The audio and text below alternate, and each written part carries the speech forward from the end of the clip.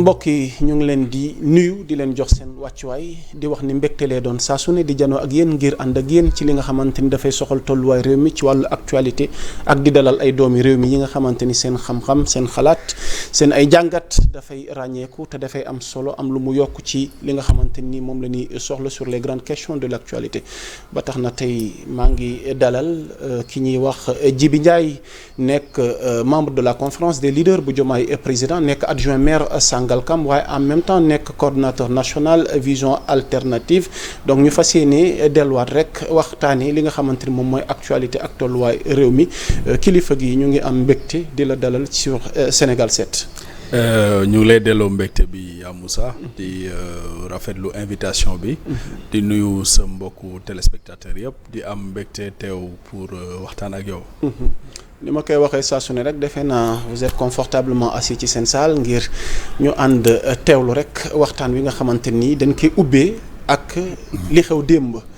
mu mel ni maire de la ville de Dakar boo wattul fii léegi fukki fan bu jàllee bu weesoo recours bi naratu ko doon waaye situation am fa ci ay yëngu-yëngu ci ay xëccu diggante ñoom ak takk der yi waaye bu ñu dellu si waatee d'abord ci destitution bi li ko tax maanaam tey jii nii àgg ci situation boobu li ko xañ mu naratul doon maire de la ville de Dakar am ñu ci gis benn loxo politique mu tukkee ci yéen ñi nga xamante ne tey yéen a amee pouvoir bi alors lan mooy sa njàngat ñu ubbi koy waxtaan bi ci situation bi nga xamante ne fi mu ne nii Barthélémy Dias mi ngi koy dund monsieur Djibi Ndiaye. waaw jàngat bi moom du jàngal boo xam ne day pointu trop parce que mbiru droit la et droit moom am na ñoo xam ne c'est des spécialistes yi soubresaut wala subtilité yi nga xam ne mën nga ko utiliser pour wax ci de manière claire amaana duñ ko duggee angle boobu mais on va réfléchir ensemble et utiliser plusieurs axes yoo xam ne xëy na pour ñu déglu ñoom dinañ ci am une opinion parce qu'en réalité en bout de ligne c'est ce que les Sénégalais vont penser qui va compter. Monsieur Barthélémy Dias yéene wuñ ko parce que boo xoolee réew mi globalement dafa am fu ñu jógee fi ñu jógee nag yomb na ci bu dara xewee ñu ne bon est-ce que du lu fi daan am moo fi am est-ce que mais on est dans un pays avec un cadre réglementaire bien régi yoo xam ne suñu pointé mbir yu bari war nañ ci bàyyi xel benn bi mooy Barthélémy en tant que tel du magistère u président Diomaye lañ ko condamné historiquement sous Abdoulaye Wade il a été condamné il a une condamnation définitive sous Macky Sall et compte tenu de li tax sénégalais yi voté c'est-à-dire l'application rigoureuse de la loi mais dans une transparence absolue su amee est-ce que le fait de dire que Barth dañ ko war a condamné wala dindi raje ko wala jël mandat am wala yooyu bu fekkee yoon moo ko wax est-ce que bëgg satisfaire opinion si bañ a appliquer yoon est-ce que loolu itam du jalgati yoon bu fekkee ne aussi dafa am ay citoyens yoo xamante ne dañu saisir la préfecture déposer lettre est-ce que ñëw def injonction si loolu aussi du jalgati yoon est-ce que maintenant moi je ferai pas partie des gens qui vont faire des analyses fantasmagoriques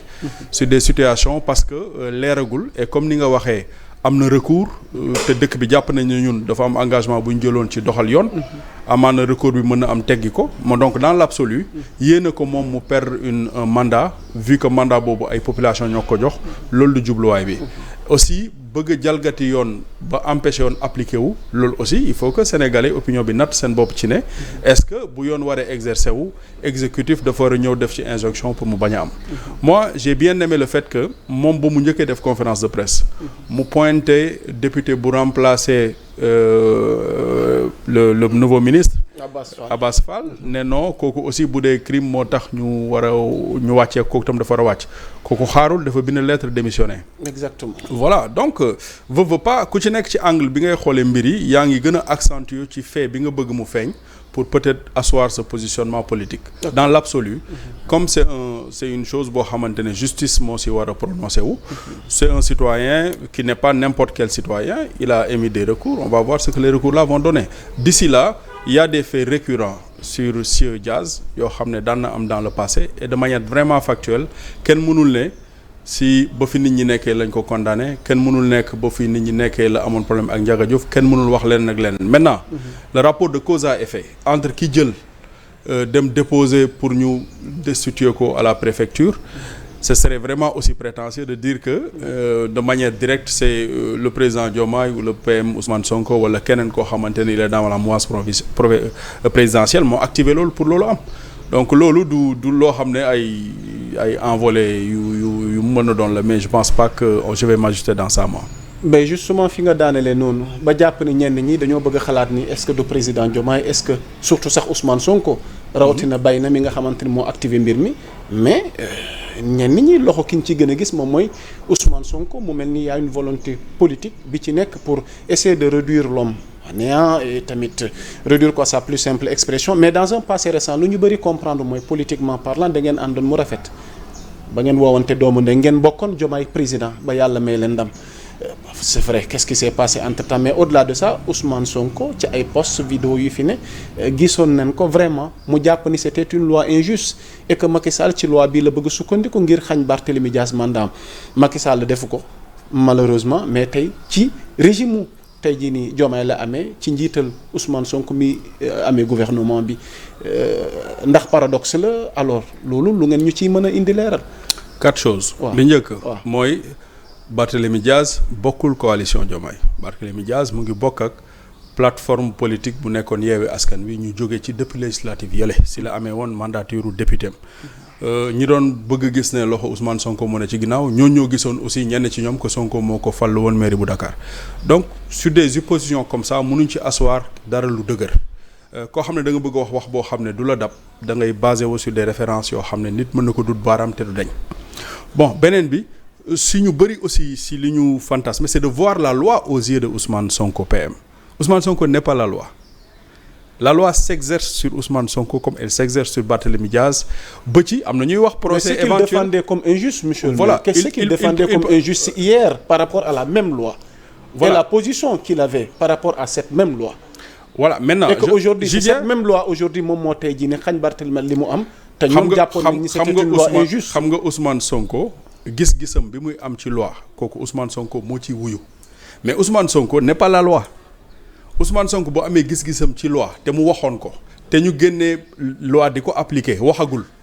Ousmane Sonko mooy waxaat est-ce que bés bu génnaatoon ne noonu ni ma gisee woon loi bi kat finalement giseetuma ko noonu boobaa ñu ne non da ko wax nit ñi ñoo jiitu nit ci xalaatam man li ma wax mooy. cette loi là ce pays là ce cadre légal bi ñu nga xam ne dañ ko jël est-ce que si la loi doit s'exercer parce qu'on pense qu'elle est injuste est-ce qu'on ne doit pas l'exercer ça aussi c'est une question est-ce que ne pas exercer la loi parce qu'on pense qu'elle est injuste c'est pas une manière aussi bu waroog engagement yi nga xamante ne dañ ko jëloon ak askan wi ci ne dañu respecter la loi de la manière la plus scrupuleuse qui soit maintenant ñun duñu ay fanatiques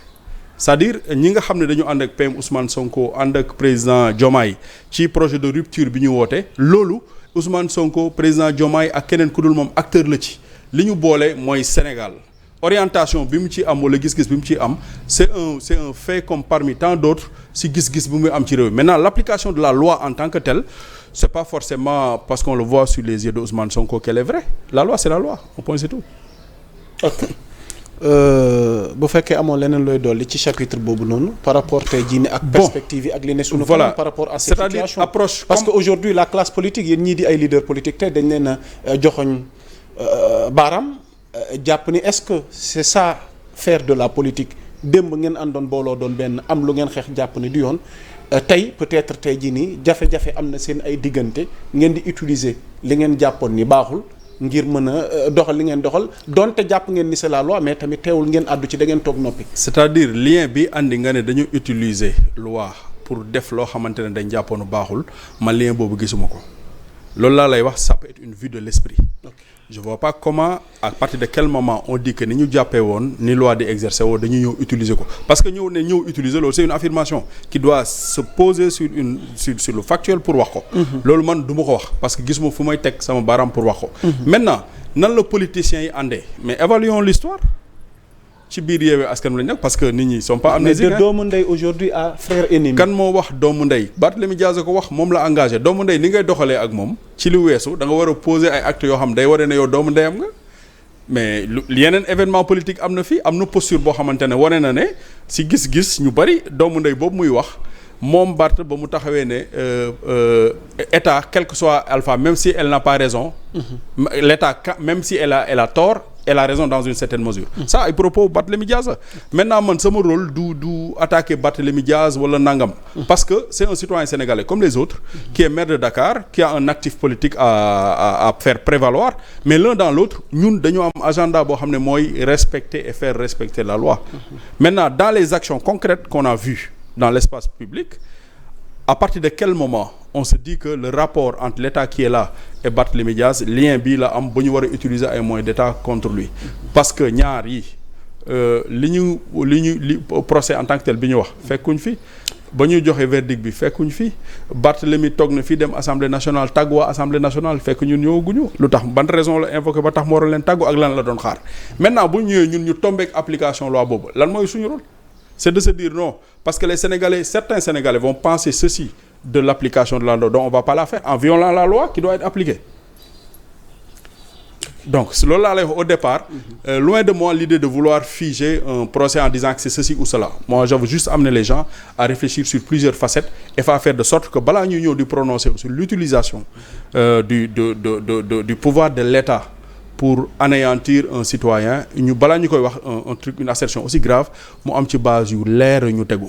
lan la ñu pointer doigt loo xam ne légalul état du Sénégal def ko wala deflu ko ci kaw Barthélémy Diaz c'est aussi simple que ça. pour terminer ndax waroon nañ ko tere mu tenir son point de presse. ak jàppante gi nga xamante ni gis nañ ko ci image yi. moo takk der te mënoon nañ foon bañ a àgg. je suis tenté de dire par rapport à l'image que je reçois xëy na mu bañoon am pour l'opinion sénégalaise moo gën mais l'autre angle gisuma ko c'est-à-dire si ñoom fan la ñu teg seen tànk pour yóbbu ko j'aimerais bien les entendre là-dessus. c'est important. Ouais. Ok dinañ ko xaar di wéyale tey jii nii à l'Assemblée nationale déjà député ñu ngi en plénière. Pour saytu examen projet de loi bi nga xam ne moom moo porté ci abrogation HCCT ak li nga xamante ni conseil économique social et environnemental mu mel ni état bi ci seen démarche bi ngeen diggee woon ne bu ngeen amee nguur gi pour jéem a yaxanal gafak ak état bi tey ban jàngat nga am ci boobu examen projet de loi bi war a abroger ñaari institution yooyu noonu. Une suite logique des orientations politiques que le président son excellence Bassirou Diomaye Faye joxe woon parce que y avait une première proposition de suppression bi ñu joxoon ancienne équipe bi ñu am refus topp orientation yi nga xamante ne la majorité des Sénégalais façon rupture yooyu lañ doon xaal bon cela va de soi su installer une nouvelle assemblée te la taxoon ñu supprimer ko dañ ko war a def nu mu gën a gaawee parce que bañ ko def nu mu gën a gaawee day wane ne xëy na kon sax pression bi ñu doon def pour que loolu ñu gaaw ko def balaa ñuy jeexal exercice année budget bi nekk en cours que xëy na loolu kon du woon lu dëgg mais comme proposé nañ ko ba pare di gaawtu di ko def c'est une suite logique et ça montre que y a un fil conducteur buy wane ne ñoom bëgg nañ si li ñu proposé am na ci li mu tegu donc noonu lañ koy gisee wax ne aussi compte tenu de beaucoup d'indicateurs macroéconomiques am na benn politique de resserrement budgétaire boo xam ne ñu ngi koy def et engagement politique la woon par rapport à des institutions budgétivores supposément dañ ko war a wàññi réduire généralement le train de vie de l'État pour gën a mën réorienter yenn investissement yi ci leneen loo xam ne jàpp nañ ne moo gën a nekk priorité pour Sénégalais yi donc quand l'État s'inscrit dans cette ligne-là on fait qu'applaudir parce que c'est en parfaite corrélation avec le projet avec le référentiel bi nga xam ne proposé nañ ko. à rappeler que ci même ordre d'idée bi réduire nañ li nga xamante ne moom mooy budget primature bu assemblée nationale ak bi nga xamante ne moom mooy bu présidence ci noonu laay ubbee benn page ci wàllu économie bi vous êtes leader politique nekk membre Diomaye président réew mi nekk ci goutte endettement bi am fu mu toll économiquement parlant tey réew mi bëgg benn bouffée d'oxygène lan nga jàpp ni tey jii nii situation bi Sénégal gi toll ni tey askan wi jàpp ni tey l'heure est au résultat parce que tey jox nañ leen li nga xamante ni moom mooy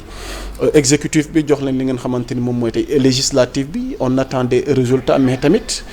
gis nañ ni crise am na jafe-jafe am na tey lan nga jàpp ni tey jii nii xëy na mën nañu yombalal tey jii nii transition bi ak phase bi nga xamante ni moom leen toll ni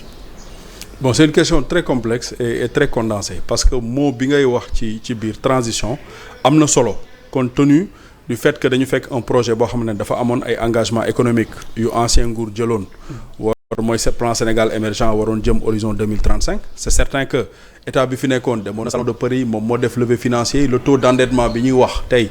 ay engagement ñoom yu ñu jëloon na bu ñëwee ñun proposer référentiel 2050 il faut fondamentalement un réajustement buy faire basculer projet bële orientation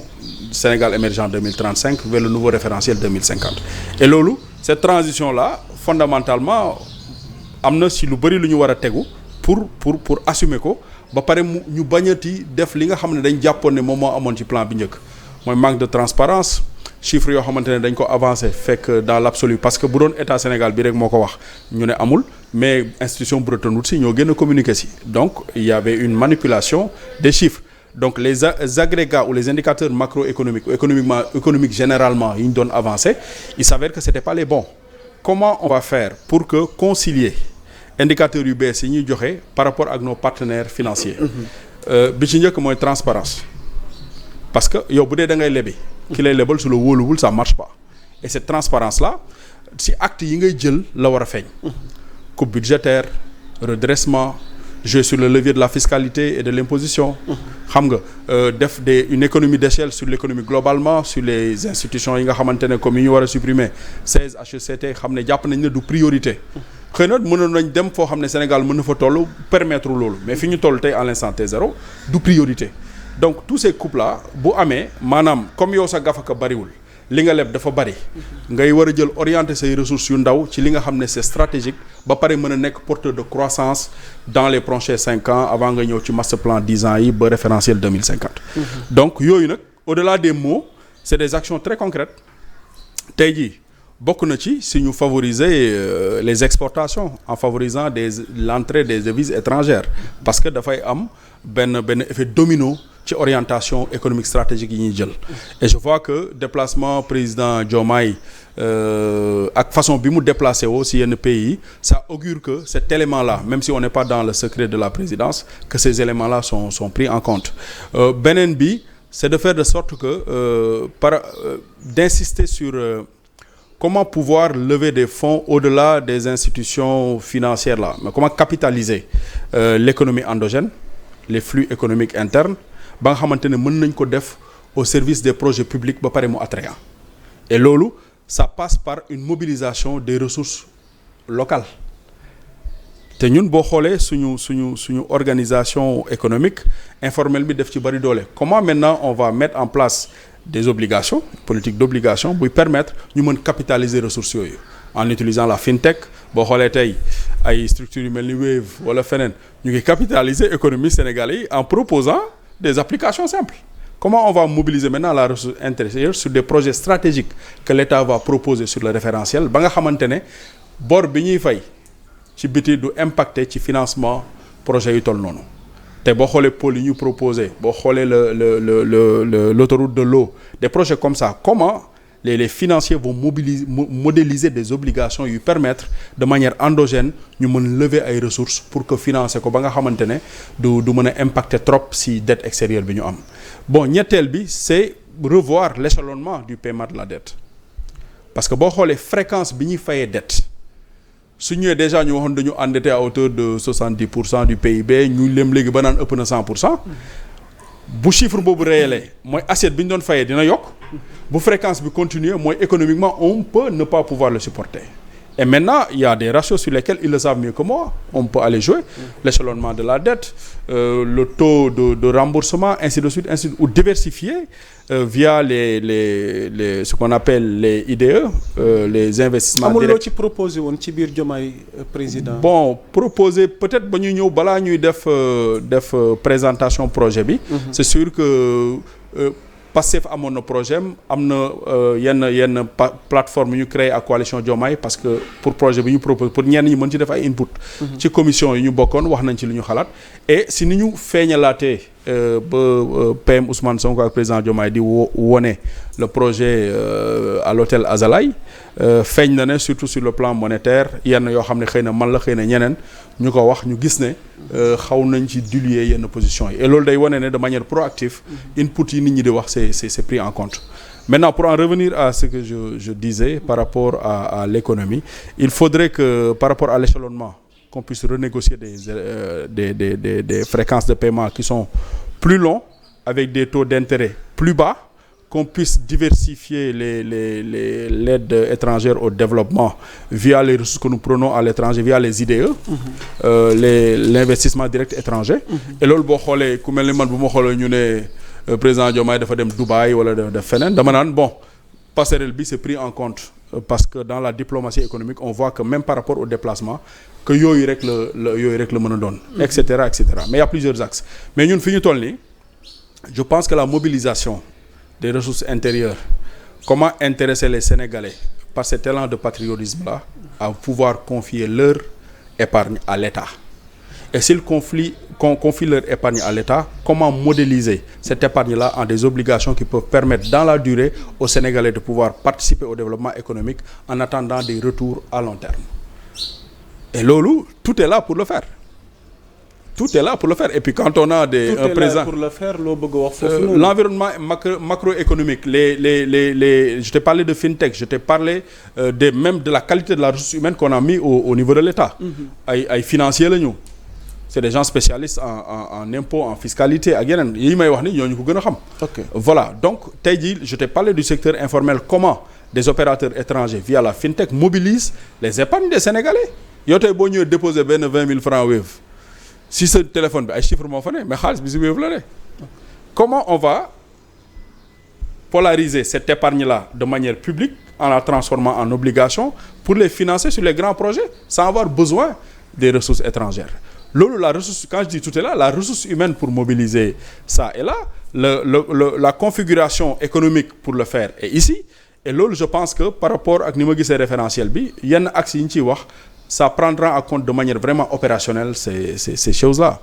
mais daf ci am aspect yi nga xamante ne tey ñu ngi leen ciy gën a séntu. parce que ndaw yi employabilité des jeunes tey suuf si mi ngi fi donte xëy na ci biir waxtaan di nga ci indi ay leeral parce que y a beaucoup de conflits beaucoup de détails ci wàllu foncier bi mais surtout mbéy mi laa bëgg a wax foofu noonu parce que Sénégal on nous dit souvent que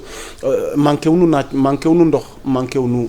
suuf mais ça pose problème le secteur de l'agriculture tey lan moo ci war a mën a poser problème tey. Bon, le secteur de l'agriculture, lan moo si war a mën a poser problème. Bon, mais il faut voir l'agriculture comme une activité économique d'abord. Et maintenant, quand on le voit comme une activité économique, il faut faire de sorte que par rapport ak production bi nan la ñu produire ba keroog ñuy jaay ñu koy utiliser chaîne de valeur boobu nan la ñu fexee ba chaîne bi yëpp endogène. La réflexion elle est là c'est-à-dire nan la ñu fexee ba chaîne de valeur boobu yëpp endogène maanaam nekk ci réew mi tey boo xoolee dama la jox exemple bu xaw a terre à terre bonbons yi qui ont des enfants là yu dem école bonbons yi ñuy def ay goûter ak yooyu quoi quand tu prends les trucs nga koy lire Turquie Maroc c'est-à-dire ñooñu blé bi ñuy am céréales yi ñu produire ba ci bonbon bi ñuy jaay fa lañ koy defaree mais seen diplomatie économique permettre na leen ñu am ouverture sur des marchés en vendant un produit fini mais en rendant la chaîne de valeur endogène et loolu je pense que Sénégal daf ci xaw perdre temps waaw parce que gerte bi dañ koy jaay ay chinois kii nii karang-rang boo xoolee yooyu yëpp da ngay gis ne souvent sur les matières premières de manière brute lañ koy génnee maintenant comment faire de sorte que en restructurant et loolu day andi transition bi ma la wax sànq sur une orientation sur le projet Sénégal émergent ak orientation bi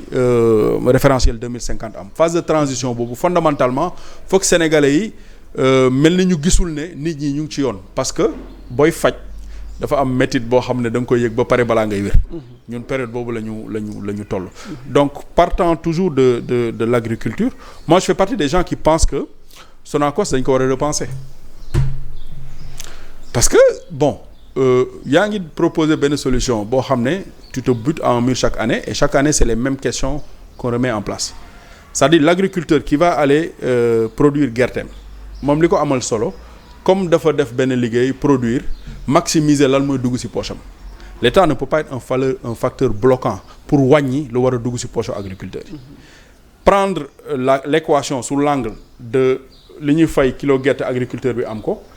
moi je pense que mën nañu gën a xalaat ñàkkul ñu koy wax ci quel est le rôle de la Sonacos dans le dispositif de la production arachidière tu prends les produits dérivés yu jógee si li ñuy jënd si gerte gi muy diwlin wala yooyu. mais boo demee si enseigne yi ko ñu ngi koy jëndee ñun ñëpp. produits yi ci Sonacos di def mais concurrence bi c'est ouvert muy si diwlin muy si saabu muy ci leneen donc fondamentalement est-ce qu'il doit continuer à avoir ce rôle-là en sachant que ñeneen sans ñoom ñoom Aziz Ndiaye yi ngay dégg ak yooyu ñu ngi koy andi y a des opérateurs sénégalais qui peuvent faire ce travail-là sur les produits dérivés mais maintenant comment l'État va se positionner pour maximiser entrée de fonds yi war a am ci paysans yi war a agriculteurs yi en repensant le positionnement de la Sonacos tey chinois yi bu ñu ñëwoon boo xoolee le prix du kilogramme agricole au niveau international état bi wàññi ko tuuti parce que bu ko wàññi woon tuuti sax je pense que agriculteurs yi mën nañu ko jëndee kilo 1500 wala 2000. mais faire de sorte que dans le transactionnel que l'état soit présent pour prélever quelque chose boo xamante ne day ñëw ci Sonacos mu mën a redéployer waat ci leneen. moi je pense c'est comme ça qu'il faut penser la chose au lieu ñu war a tënk forcément agriculteurs yi si Sonacos jënd wala leneen donc dans les perspectives je pense qu'il faut repenser cette entreprise là le faire mu ñu changer ko complètement d'orientation wala ñu éliminer ko. par ricochet avec l'emploi des jeunes parce que ndaw yi tey ba tey ñu ngi jël yoonu géej gi. ak yeneen yoon yi nga xamante ni jàpp nañ war nañ mën a am seen destin feneen tey lu ñu leen mën a proposer mën leen féete ñu mën a gëm ni kat war nañ fee mën a toog. il faut d'abord un langage de vérité bi ci njëkk mooy un pays là on le développe pas sur 1 an 2 ans 3 ans mais li tax ndaw yi mën a teewlu xaar gëm ne mën na changer ci manière bi ñu doxalee la quel que soit ce qu'on peut proposer bu fekkee ne ndaw yi dañ naan ñi koy proposer ñoom ñu ngi ñu jiitu ci muñ maanaam jëluñu de manière gabégique li ñëpp moom di ko def lu leen neex parce que loolu fi amoon su dee ñu ngi gis ne ñu ngi réduire le train de vie de l'État comme sur le prochain budget de 2025 orientation yi nga joxe sànq ñii kat bëgg nañ tabax réew mi ñu ngi muñ pour def ko ñu ngi privé wu parce que man bu ma privé wu bëgg yow nga privé wu si ngay gën a yomb mën a nangu li ma la wax bu fekkee yow dama la bëgg sas privé bi te man du ma ko def donc loolu il faut d'abord penser faire de sorte que les Sénégalais croient que le Sénégal peut se développer et peut se développer par eux-mêmes et loolu c'est l'équité sur les ressources publiques tey par exemple bu recruter fonction publique ñëpp yem si kenn ni wu nekk kii a xam kii a xam kële li Sénégalais yëpp bokk Sénégalais yëpp yem ci gars yaa ngi koy wax ci référentiel bi li ñëpp bokk ñëpp jot si mais c'est ces choses-là maintenant on doit le rendre opérationnel ba Sénégalais yi gëm ne si élan de patriotisme boobu gëm nañu Sénégal mën nañ ko tabax ba pare le langage de vérité bi ma la wax nii wan leen ne li ñuy wax nii pour les fruits ñu am ko c'est dans le temps la première année il y aura ça la deuxième année dans les 5 ans looloo andi bu ñu lay wax référentiel 2050 gars yi di wax ne dañu bàyyi ba 2050 pour jot affaire yi ils ont pas compris parce qu'on t'a parlé des objectifs quinquennaux du master plan sur 10 ans yóbbu la ci référentiel bi donc dëkk boo koy transformer yàgg waa ñi dëkk foofu yéen a koy def parce que président ak PM yi kese mënuñ ko c'est les Sénégalais il faut pas prendre que comme disait l'autre là le développer se conjugue au transitif on ne développe pas on se développe donc on n'attend pas que d'autres viennent nous développer c'est à nous-mêmes de le faire donc bu loolu weesoo maintenant am ay projets yoo xam ne ba ma lay wax mobilisation épargne locale bi boo ko ci defee mën na am une forte valeur d'embauche beneen bi il faut que dans notre mindset collectif ñu jàpp ne yenn pays ni ñu koy defee il faut un élan de volontariat très conséquent dans ce pays neexul dégg nag mais man dama koy wax un élan de volontariat très conséquent c'est-à-dire xam nga si on repart dans le passé quand Abdoulaye Wade était là on avait eu une vague de volontariat sur l'enseignement sur beaucoup d'autres choses yooyu amul effet bu immédiat sur le plan économique mais à long terme dafay se régler deux choses le rapport que le citoyen a avec le pays et aussi par rapport au taux d'endettement bi ñu am à une échelle assez lointaine ça va impacter tey su ñu jëlee les projets stratégiques yi nga xam ne état bi daf ko am orientation stratégique yi mu am ñu ne la par exemple le canal de l'eau le autoroute de l'eau et cetera yeneen ak yeneen ñi nga xam ne ils sont dans les facultés di liggéey jàng ci loolu pourquoi par rapport à l'obtention du diplôme ñu ne la di nga def volontariat yow 2 mois sur ces projets là mu nekk un facteur boo xamante ne dafa c'est une conditionnalité d'obtention de ce diplôme là à l'époque on parlait de service civique national qu'il faut repenser le service civique national maintenant doit être économique doit être social doit être autre chose tey bu ñëwee ñu ne ñu imaginez bañ doon tabax autoroute Ila Touba si la dimension sociale était prise par rapport avec le khalife général des Mourides moom am na capacité par rapport au volontariat social de mobiliser 50 000 personnes ne ko dem leen job ci projet Ila Touba bi bénévolement def nañ ko fii si ay toolu Yaya Jammeh yu doon waaj a booy Gambie en 2 jours gars yi dindi tool yi ça c'est une ressource que tu peux pas ignorer donc le bénévolat social économique faut le repenser et loolu c'est cette orientation là stratégique qu'il faut voir sur le pays léegi ngay poser axe yi et en faisant de sorte que le climat social soit apaisé c'est dans la paix qu'on construit ça et loolu mooy andi ñi comprendre projet bi waruñu am benn lien su dee am na dafa war a dañ parce que gëmuma ne am na si dindi Barthélémy Diaz wala dindi keneen def ko à des desseins politiques ça ne sert absolument à rien parce que sans lui les gens ont gagné donc il faut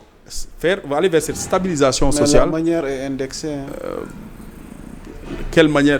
qui est indexée? Man personnellement je pense que du point de vue de la loi on a duñ ci discuter indi nga ci leeral yi am solo quoi. Ouais. Donc comme da nga dikkaat ci épisode Barthélémy bi li nu jàpp mooy loi bi est-ce que tey parce que par ricochet dama ci indi benn question ci wàllu révision constitution bi ci biir waxtaan wi ndax déjà yéen a ngi pensé. ndax à l'Assemblée nationale ñu ngi examiner xool naka la ñuy réviser constitution bi. Parce que loi bi tamit da ngeen jàppoon ni c'était injuste quoi dans un passé récent n'est-ce pas. Bien vrai que c'est la loi. Mais une loi peut être injuste non. ba ngeen xeex ko jàpp ni loi bi bëgg dal ci kaw Barthélémy Diaz daloon ci kaw Khalifa Sall ba xañ ko li mu koy xañ. Il y a des assises de la justice qui ont été faites. Il y a des propositions qui ont été données. Tu sais, quand on va dans des orientations de changement sur la loi, pendant la période qu'on y va, ça ne veut pas dire que la loi ne s'exerce pas. Une loi s'exerce pendant qu'on veut changer la loi. Tu es d'accord? Mais c'est tout. Maintenant, les orientations qu'on a données sur des changements en profondeur qu'on a donnés à ce pays-là, ça, on le verra. Tey jii proposé woon nañ HCCE 16 kii wuñ dellu si waat nañ ci. Maintenant, on n'a pas mis les assises de la justice pour rien. Ne soyons pas... on ne peut pas être plus royaliste que le roi. N'anticipons pas l'avenir. Jugeons les choses par rapport aux actes qui vont être posés. Et puis de manière factuelle, n'ayons pas des procès d'intention parce que le Sénégal fi mu jógee politiquement sur des opérations qui ont eu lieu dans un passé récent am na yoo xam ne nu mu yëngoo rek opinion bi am ci benn entente bi. Mais nit ñi dinañu dem ci médias yi expliquer nit ñi. Tant que gars yi dañ naan la xaw ma ñu lay jiñ xaw ma lan moo kii bu ñu la fekkee ngay soccoo yaxul yi mais ça s'applique dans ce cas d'espèce aussi. Voilà. Commissariat central bu Dakar démb recevoir na Madiambal Diagne ginnaaw bi ko Ousmane Sonko porté plainte mais il est rentré libre donte altine war na dellu si waat ngir wéyale li nga xamante ni moom mooy audition bi diggante mook takk der yi parce que àdduna. Vous voyez ce signe-là est très important. Ah bon? Oui, da nga ne président Ousmane Sonko ba mu porté plainte. C'est le PM, non? Parce que question bi ci laa bëgg a ñëw. C'est important. Non mais man dama bëggoon taxaw ci le fait que. li ngay invoquer ci Barth xam nga nit ki. la personne on dit souvent ce que tu fais parle plus fort que ce que tu dis. Qu'est-ce qu'il a fait dans ce cas d'espèce? Porter plainte. Je pense que c'est comme ça comme tout citoyen averti. qui doit procéder. buñ nañu arrêté procès d'intention yi rek xool factuellement la nit ñi di teg. donc ma ñëw ci question bi bu ko defee ma bàyyi la nga développer. Sur le prétendu lien bi nga xamante ni Sonko am na ko ak MFDC ñun ñëpp déggoon nañ fi Madiambal Diagne yëkkati ay kaddu teg ko ci ndodd Ousmane Sonko ne am na ay liens yi mu am te sax newoon na am na détail lépp li nga xamante ni xëy na bés bu ko yoon woowee loolu déglu nañ ko ci waaye déglu nañ ko tamit ci newoon na Ousmane Sonko dafa am lien ak ñi ñuy tuddee borom islam radicaux yi loolu tamit déglu nañ ko ci waaye déglu nañ ko ci tamit ci protocole Cap Manuel bi ci mujj tamit ñu déglu ko ci moom mi wax ni Ousmane Sonko il est milliardaire war na dellu siwaat nag parce que xam naa am na lu mu war a dolli tamit ci yenn information donte am na yoo xam ne moom ci xibaar yi ñu jot na ci indi ay leera waaye biñ ko ne Ousmane Sonko yaa ko jëñ milliardaire mu ne ndoo moom moo ma jiiñoon milliardaire te xaw ma fu mu ko teg waaye man itam ma ne ko milliardaire la donc am na yeneen yoo xam ne daal lundi dina wéy mais ci woote bi ak ci bàyyi mu ñibbi bi tey affaire Madiambal Diagne bi diggante mook Sonko ci plainte gi ci jib ni tey lan moo ci sa njàngat. sama njàngat mooy li ñu ñëpp di dégg ak analyse yi ñu ci am ci conséquence ku nekk li muy wax vous convenez avec moi que bu ñëwee ñu ne quelqu'un buy premier ministre di élément nu jëwriñ yi am ñoo xam ne dañu bëgg supposément xam nga ni nga koy laajee c'est très comment dirais-je maanaam jël nga say disposition quoi ba affirmer woo dara dindi woo dara mais boo ñëwee ñu ne ki nekk élimaanu jëwriñ yi dafa nekk derrière des factions yoo xamante ne ils veulent nuire à l'intégrité du territoire national te moom ak mu nekk ci ginnaaw président wax dafa prêter serment garantir intégrité territoriale nit ñëw ne non kii dafa nekk ci ginnaaw ñooñu mais tout Sénégalais voudrait que loolu leer donc lépp lu koy leeral dañ ko war a encourager maintenant si niñ koy doxalee ak li fay jógee mën nañ ne non est-ce que vraiment nii baax na wala baaxul mais dans l'absolu boo jëlee responsabilité wax quelque chose d'aussi sérieux ba pare ne yor nga ci ay preuves te dans un passé récent ñu noon yii bu ko procureur déggee dafa war a autosaisir u nangam sam parce que dégg nañ fi lu ne donc kooku dafa dem war a wuy ji wax ci loolu beneen bi mooy l'islam radical ça c'est l'appréciation propre de Ousmane Sonko c'est-à-dire des gens peuvent être dans l'islam radical ou comme des gens peuvent être des athées radicaux c'est-à-dire ça c'est des jugements yoo xam ne ku ci nekk appréciation bi ngay def si lan ngay bokk ak noo ciy bokkee maintenant moom bu jëlee président PM Ousmane Sonko su jëlee nekk premier ministre gis ne par rapport à l'intérêt de ce pays-là compte tenu de l'opinion internationale approche bi ñu am ci loolu que moom bu ñu ñëwee wax ko dafa dugg si loolu dafa ko war a leeral mais convenez avec moi que aussi loolu c'est son droit le plus absolu ñetteel bi mooy bi nga wax mooy légèreté xam nga ñaaree la xam dafa am lu ma la bëgg a dolli ci islam radical bi sax waaw ndax la moom mi jiite groupe Avenir Communication muy Madiambal Diagne bi ko enquêteurs yi interpellé ci mbirum islam radical mi muy jiiñ Ousmane Sonko jàpp ni mooy porte-étendard bi fii ci Sénégal dans les détails ci audition bi nee na Saber Machfour mi membre du groupe islamiste des frères musulmans condamné en Égypte pour terrorisme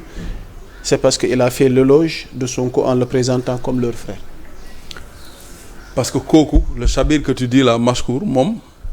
si bu yeewoon tey mu ne yaa Moussa dama apprécier ni ngay présenter sa émission bi mooy yow si da ngay fréquenter islam radical c'est ça qu'il est en train de dire au fait c'est-à-dire l'application je veux dire prenons un voleur qui dit que j'apprécie le président le jour où il dit que le voleur dit que j'apprécie le président la relation de cause à effet mooy que le président va devenir un voleur c'est ce qu'il est en train de dire et loolu bon moom la engagé maintenant moi je reviens sur la troisième option si ñett yi ñu koy yóbbu woon foofu ñetteel bi mooy bañ ko nee milliardaire nga daf ne noonu li tax mu ne diw milliardaire la c'est parce que daf ma ko wax. Alors Sonko a présumé que je suis milliardaire et je lui ai renvoyé ça. J'ai présumé qu'il est milliardaire. Voilà donc la légèreté de cet argument là compte tenu comme moom affirmé na ko dafa war a prévoir si nan la ñuy téye kàddoom si ñaari jiitu. parce que débat bi mooy ñenn ñi ci classe politique bi ci interpellation Madiambal Diagne bi jàpp nañ ni liberté d'expression liberté d'opinion réew mi léegi xef-xippi ndax dañ nar a delluwaat ndax dañ nar a delluwaat ci li fi xewoon. C'est quoi la liberté d'expression? Se dire ce qu'on veut. À déstabiliser un pays. C'est-à-dire il faut que ñu xool ban contenu la ñuy jox liberté d'expression. Liberté d'opinion c'est très proche mais c'est différent. Liberté d'expression ak liberté d'opinion c'est des choses très proches mais très différentes. Tu peux avoir ton opinion mais ne pas avoir de liberté d'expression en la traduisant comme tu penses le dire. soo ñëwee nga ne non diw dafay faction rebelle yi xam moom moo nekk seen ginnaaw. Ton opinion mooy que je sais pas mais la manière dont tu le dis c'est extra ça compte aussi. Ça compte aussi. Donc liberté d'expression oui que les gens s'expriment. Oui que les gens aient des opinions parce que culture démocratique bi Sénégal am fi ñu jógee de toute façon ku bëgg a museler loolu c'est à tes dépens. L'histoire politique du pays là a montré que une liberté d'opinion quand elle s'exprime et qu'elle est bien dite dans un cadre réglementaire très cohérent ku ko bëgg freiner c'est à tes dépens. Donc kenn amu ci intérêt de toute façon surtout boo yoree état mais il faut qu'on s'accorde sur le fait que liberté d'opinion buñ ci laajoo nga wax luy taal réew mi mais loolu problème la. Ah ma liberté s'arrête là où commence celle des autres. Loolu c'est des trucs très élémentaires. C'est important donc mbokk internet yi ñuy teewlu à rappeler que nous sommes en compagnie de Djiby Ndiaye membre de la conférence des leaders bu Diomaye président nekk adjoint maire fële ca Sangalkam di coordonnateur national mouvement bi di